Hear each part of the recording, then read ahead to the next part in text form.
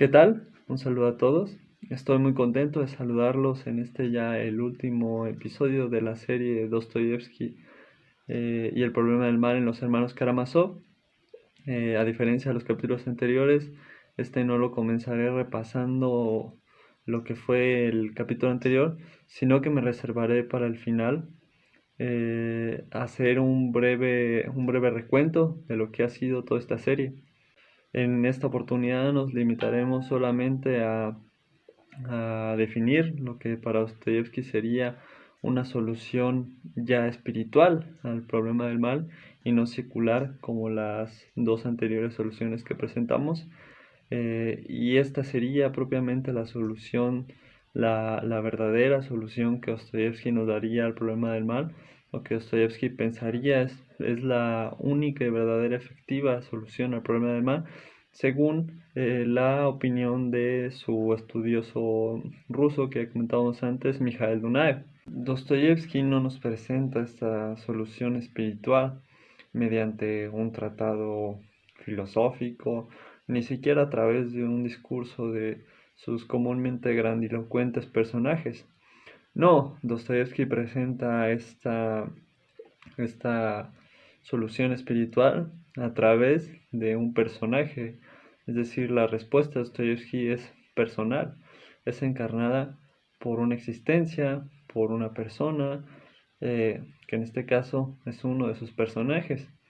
Y este personaje, como muchos adivinarán, es el héroe de la novela, así dicho por el propio Dostoyevsky a la hora de presentarlo, que es Alyosha Karamazov. Y es que es el carácter, la naturaleza, la vida, los sentimientos de Alyosha Karamazov en sí mismos lo que Dostoyevsky nos ofrece como paradigma de la vida cristiana, al menos como paradigma de la vida cristiana en el mundo, porque ciertamente no hay mayor paradigma para nosotros cristianos que la vida de los santos. Sin embargo, Dostoyevsky nos ofrece la vida de Alyosha Karamazov como algo más asequible para nosotros, por decirlo de alguna manera, para vencer, digámoslo así, todas estas tentaciones, toda esta maldad que alberga el mundo. Alyosha como paradigma de la vida cristiana y la vida cristiana como única solución verdadera al problema del mal es lo que Dostoyevsky nos ofrece como propuesta final, eh, para, digámoslo así, superar este problema que decíamos es tan recurrido en la historia como lo es el problema del mal. Mikhail Dunaev propone una serie de virtudes en la persona de Alyosha Karamazov como la constitución de la persona humana capaz de repeler el pecado, de evitar el mal, ya sea personalmente o socialmente, es decir, para sí mismo o para los demás. Y esta serie de virtudes halla su correspondencia directa con el Nuevo Testamento, con los preceptos del Nuevo Testamento. Comencemos pues a enumerar esta serie de virtudes que, que Mikhail Dunaev nos propone en la persona de Alyosha Karamazov. La primera, que en realidad son las primeras, es la honestidad, la inocencia de Alyosha Karamazov.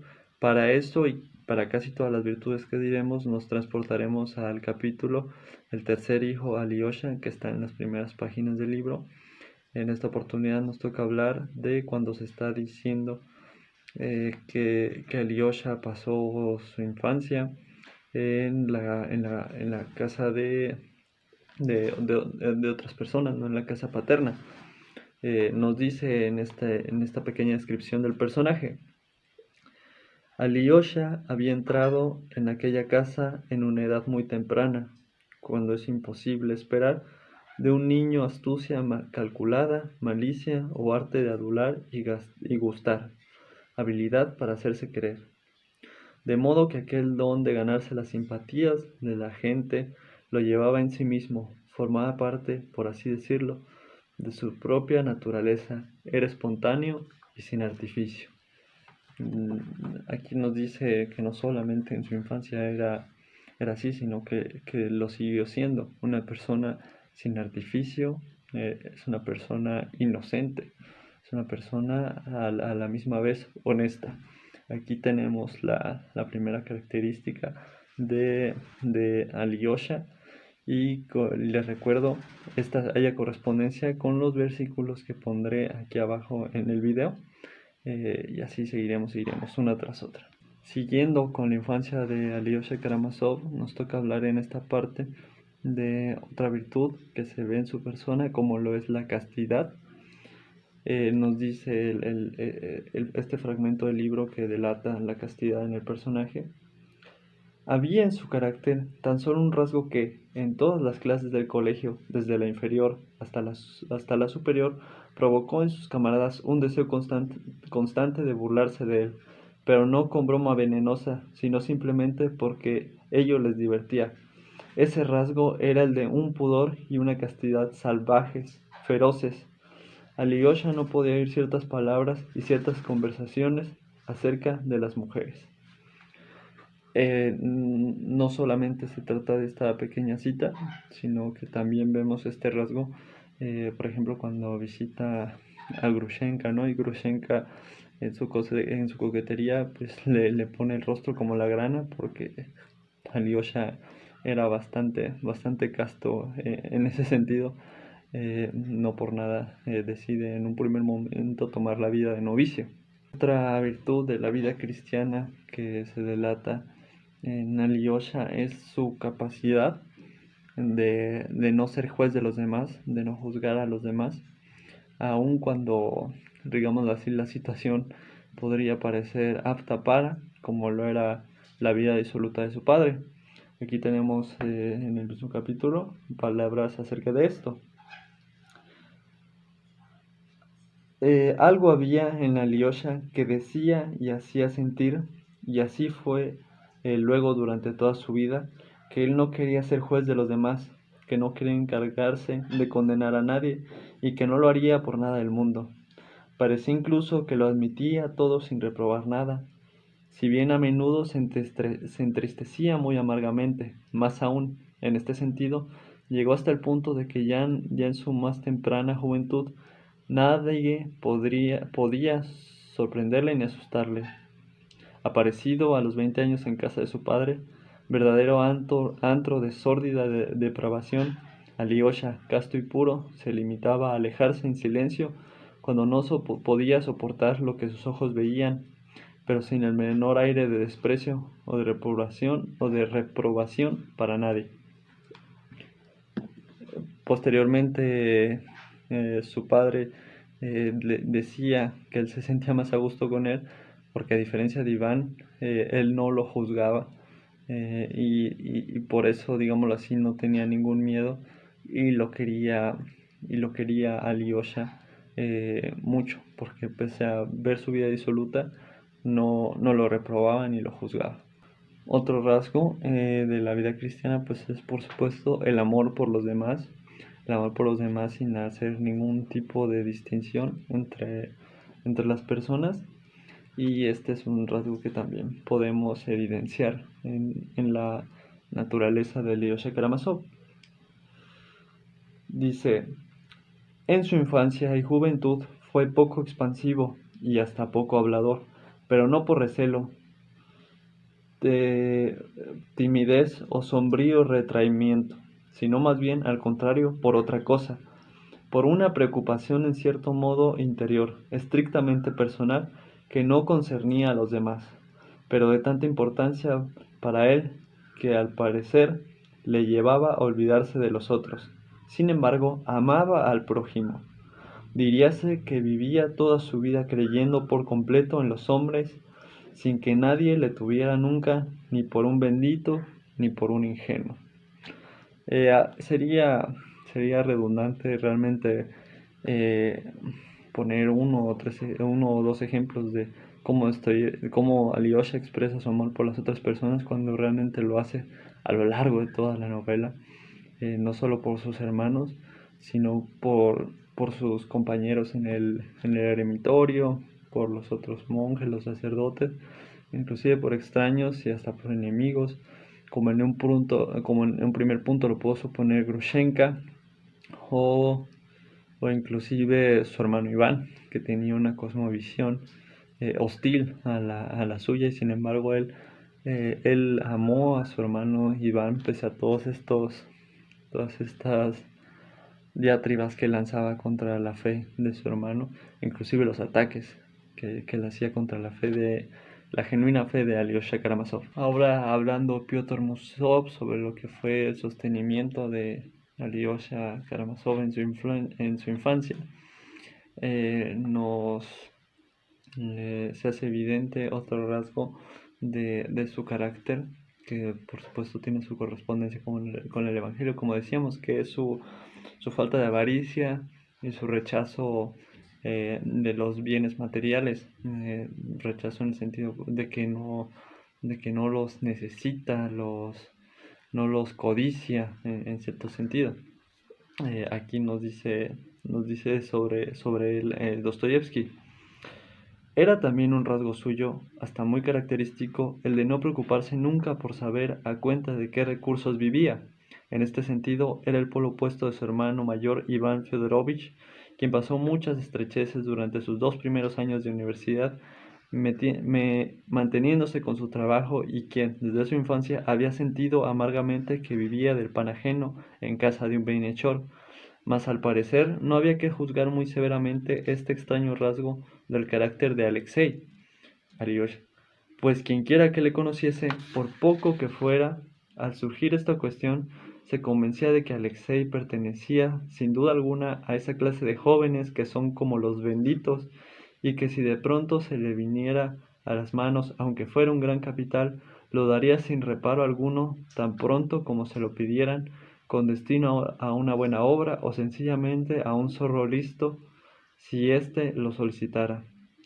Era como si no conociese en absoluto el valor del dinero, aunque no en el sentido literal de la palabra, desde luego. Cuando le daban para sus gastos, aunque él no lo pedía nunca, se pasaba semanas enteras sin saber en qué emplearlo, o bien no ponía el menor cuidado en guardárselo y en un santiamén lo desaparecía. Este rasgo aparece también en la novela posteriormente, cuando, a diferencia de sus hermanos Dimitri e Iván, que disputan sobre la herencia con su padre y entre ellos, Alyosha simplemente se desenmarca de este tipo de disputas. Otro rasgo que él tiene es su seriedad hacia lo religioso. En esta oportunidad salimos del capítulo de Alyosha y nos dirigimos al capítulo siguiente, que es el de los Starsi, que nos dice sobre Alyosha Karamazov. Añadan que era un joven en parte ya de nuestro tiempo, es decir, honrado por naturaleza, ávido de verdad, a la que buscaba y en la que creía, y que habiendo creído exigía la participación inmediata en la verdad, con toda la fuerza de su alma, exigía la realización inmediata de alguna hazaña con el imperioso deseo de sacrificarlo todo por ella, incluso la vida. Por desgracia, estos jóvenes no comprenden que el sacrificio de la vida es, quizás, el más fácil de todos los sacrificios en la mayor parte de los casos análogos, y que sacrificar, por ejemplo, 5 o 6 años de su ardorosa vida juvenil a un estudio difícil y pesado, a la ciencia, aunque sea para decuplicar las propias fuerzas al servicio de la misma verdad y del sacrificio mismo con que se han encariñado y que se han propuesto llevar a cabo, es un sacrificio casi siempre por completo superior a sus fuerzas. Alyosha no había hecho más que elegir el camino opuesto a todos los demás, pero con la misma sed de sacrificio inmediato. Después de haber reflexionado seriamente, tan pronto como se sintió impresionado por la convicción de que existen la inmortalidad y Dios, se dijo con toda naturalidad: quiero vivir para la inmortalidad y no acepto un compromiso a medias. Exactamente del mismo modo, si hubiera creído que ni la inmortalidad ni Dios existen, enseguida se habría hecho un ateo y socialista, porque el socialismo no es solo cuestión obrera o de la denominación cuarto estado, sino que es ante todo la cuestión del ateísmo. De la plasmación moderna del ateísmo es la cuestión de la Torre de Babel, que se construye precisamente sin Dios, no para alcanzar los cielos desde la tierra, sino para hacer viajar los cielos a la tierra. Alyosha eh, quiere un compromiso total con la verdad. Es una persona que no ve la religión como cosa de los domingos, por decirlo de alguna manera, sino que afecta en toda su vida y la afecta en todo momento. Este es otro rasgo de Alyosha, que corresponde a la actitud que nos pide el Nuevo Testamento. Ahora hablaremos de otro rasgo como es la humildad para Alyosha Karamazov, hablando sobre su relación con sus compañeros de instituto. Nunca quiso destacarse entre los chicos de su edad. Quizá por esto mismo nunca temió a nadie. Por otra parte, los muchachos enseguida comprendían que él no se enorgullecía en absoluto de su intrepidez. Al contrario, hacía como si no comprendiese que era valiente e intrépido. Aquí Alyosha se ve que, al contrario de una persona orgullosa, como nos dice aquí, una persona humilde, que no quería destacarse y no quería sobrepasar, digámoslo así, a las demás personas simplemente por sobrepasarlas. Este rasgo también se ve a lo largo y ancho de la novela, en diversas ocasiones. Finalmente tenemos que, y muy relacionado con su humildad, tenemos lo fácil que perdona una persona humilde, como lo es Alyosha Karamazov, que es otra virtud que se nos pide en el Nuevo Testamento. Nos dice que Alyosha Karamazov nunca recordaba las ofensas. A veces, una hora después de que lo hubieran ofendido, ya respondía al ofensor, o él mismo le dirigía las palabras con un aire tan confiado y diáfano como si entre ellos no hubiera habido nada.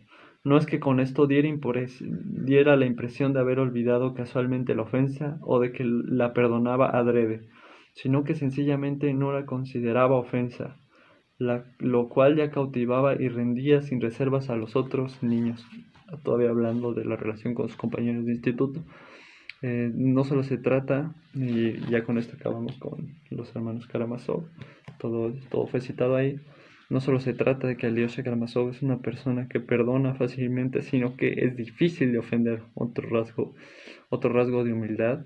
Y no es que no sea consciente de las ofensas que se le pueden hacer, es consciente de ellas, pero en primer punto es difícil de ofender, y en dado caso de que sea algo muy grave como para ofenderlo, pues después de un tiempo hace el esfuerzo de alguna manera de perdonar. Este es un rasgo excelso de la vida cristiana, tristemente muy poco común a veces entre nosotros, pero de una necesidad increíble, porque si queremos ser perdonados por Dios, lo propio debemos hacer por nuestro prójimo, es decir, el que está al lado de nosotros, sea quien sea. Y bueno, esta fue la solución espiritual que nos ofrece Dostoyevsky como solución definitiva al problema del mal. Dostoyevsky es un pensador que parte siempre del realismo, de lo concreto, y no podía ser de otra manera que nos presentara su propuesta espiritual y religiosa, que a través de la encarnación de un ideal como lo es la persona de Alyosha Karamazov. Es decir, la propuesta de Dostoyevsky, la propuesta final de Dostoyevsky es una propuesta personal. A modo de pista, habría que decir que para ver la fuerza que tenía este personaje, para Dostoyevsky, que el nombre que elige ponerle es el mismo que tenía su hijo pequeño que murió a temprana edad, es decir, Alexei. Alyosha realmente es como un apodo, el nombre de él es Alexei. Entonces, bueno, esto nos puede servir a modo de pista para ver el significado, no solamente religioso o literario que tenía, sino también inclusive el afectivo, el poner el nombre de su pequeño hijo hace no mucho muerto. Entonces, esta fue digámoslo así, la grande propuesta que nos hace Dostoyevsky, y que por supuesto está enraizada en la tradición de la Iglesia Ortodoxa rusa y digámoslo así, de su comprensión de lo que era esta tradición en su tiempo. Ya para finalizar esta serie, hacemos solo un breve repaso. En la primera oportunidad decíamos al principio que lo que hacía Dostoyevsky era una pequeña confrontación de diversas propuestas y cómo estas antítesis combatían dentro de su obra para abrirse lugar en esta disputa de la verdad. La primera propuesta que nos proponía y que era de corte secular era la de privar a las personas malvadas de su maldad y de su vida, perdón, y así su maldad no se repartiría en el mundo y así de simple, digámoslo así, se acabaría con el mundo, se acabaría con el mal en el mundo, perdón, y veíamos que esta propuesta tenía cierto paralelismo con las ideologías del siglo XX, como lo eran el fascismo, el comunismo y el nacionalsocialismo. Es decir, un ente, digámoslo así, superior como lo era el Estado, que decidía quién era bueno y quién no. Criticamos un poco lo que era esta propuesta. La siguiente propuesta, más enraizada digámoslo así, en los discursos del Gran Inquisidor que en las expresiones explícitas de Iván Karamazov, nos decía que la mejor forma de hacer a la humanidad virtuosa era privándola de su libertad, darles direcciones más claras, digámoslo así, más obvias de lo que se debía y no se debía hacer, es decir, crear el bien y el mal y hacerlo explícito para ellas, y así ellas las personas no cometerían el mal si simplemente eran bien dirigidas de una manera totalitaria, ¿no? Entonces, en este sentido, vemos un rasgo común entre las dos primeras soluciones, que es el de, digámoslo así, un ente que parte como juez, como lo sería el Estado, como lo sería una élite, sea cual sea su estado sociopolítico, y ella dominaría los destinos de las personas y les impediría caer en el mal, ya sea por un método o por otro. Y al final pues hemos visto esta propuesta que no tiene que ver con un ente superior, con un ente, digámoslo así, invisible, como lo podría ser toda esta serie de propuestas políticas, toda esta serie de propuestas sociales que van desde el comunismo hasta el consumismo, hasta el fascismo, hasta el nacionalsocialismo, etcétera, etcétera, ¿no? En ese sentido decíamos que Dostoyevsky anticipa todas las ideologías del siglo XX y ciertamente lo hace ya en el siglo XIX, sino que esta nueva propuesta, esa propuesta espiritual, va hacia la persona y demanda de la persona un compromiso propio, un esfuerzo propio, eh, y digámoslo así, en lo personal creo que esta es la verdadera, digámoslo así, propuesta universal. El gran inquisidor se ufanaba de que su propuesta incluía a todas las personas, pero realmente se trataba solamente de una voluntad sobreponiéndose a la voluntad de todas las personas, mientras que Dostoyevsky nos ofrece digámoslo así, una propuesta en que las personas, a través de su propia voluntad, pueden hacer el bien y pueden alejar el mal. Y esta es una propuesta, y no solamente una propuesta, es una exhortación que se hace a todas y cada una de las personas, en el sentido de que ellas son responsables y son capaces de lograr esta, digámoslo así, esta hazaña, y él nos pone un paradigma a seguir como es el personaje de Alyosha Karamazov. Finalmente me resta solamente despedirme y me gustaría despedirme agradeciendo la colaboración de su eminencia Ignacio, obispo del Patriarcado de Moscú, sin quien no hubiera sido posible la realización de esta serie, pues a lo largo de ella, digamos así, el contenido se realizó, como ya decía, a través de estas discusiones que tenemos y por supuesto de la traducción que él permite hacer del ruso al español de ciertos fragmentos, ciertas partes de la obra de Mikhail Lunav, en quien nos basamos para, digámoslo así, exponer todo este contenido a través de este formato que es el video.